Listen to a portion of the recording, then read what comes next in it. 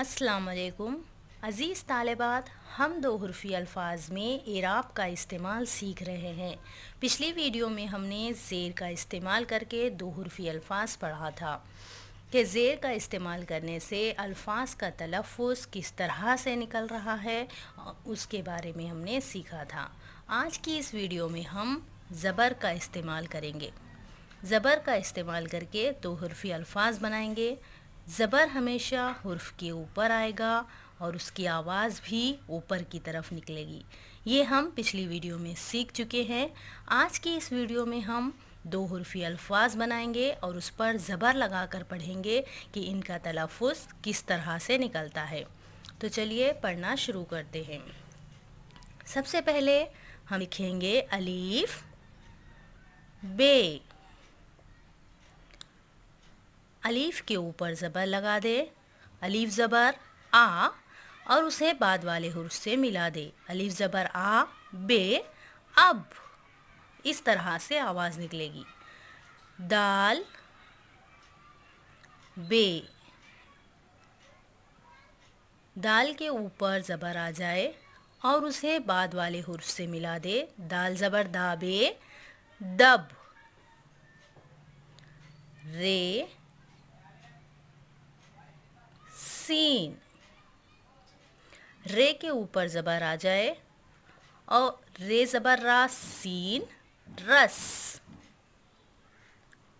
दाल फे, दाल के ऊपर ज़बर आए तो आवाज़ निकलेगी दाल ज़बर दा, उसे बाद वाले हुर्फ में मिला दे। दाल ज़बर दा फे, दफ। रे बे, रे के ऊपर ज़बर लगा दे, आवाज़ निकलेगी रे ज़बर रा, उसे बाद वाले हुर्फ से मिला दे। रे ज़बर रा बे, रब। डॉल रे, डॉल के ऊपर ज़बर आ जाए तो आवाज़ निकलेगी डॉल ज़बर डा, उसे बाद वाले हुर्फ में मिला दें। डॉल ज़बर डा रे, डर। इस तरह पढ़ा जाएगा। रे टे, रे के ऊपर ज़बर लगा दे, आवाज़ निकलेगी रे ज़बर रा, उसे बाद वाले हुर्फ यानी टे से मिला दें। लफ्ज़ बनेगा रे ज़बर राटे, रट। दाल मीम, दाल के ऊपर ज़बर लगा दे, दाल ज़बर दा, उसे बाद वाले हुर्फ से मिला दें। दाल ज़बर दा मीम, दम।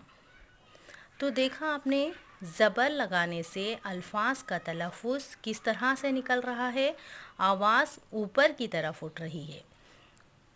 आज हम ये सीख चुके हैं कि ज़बर की आवाज़ ऊपर की तरफ उठेगी और वो हमेशा हुर्फ के ऊपर आएगा।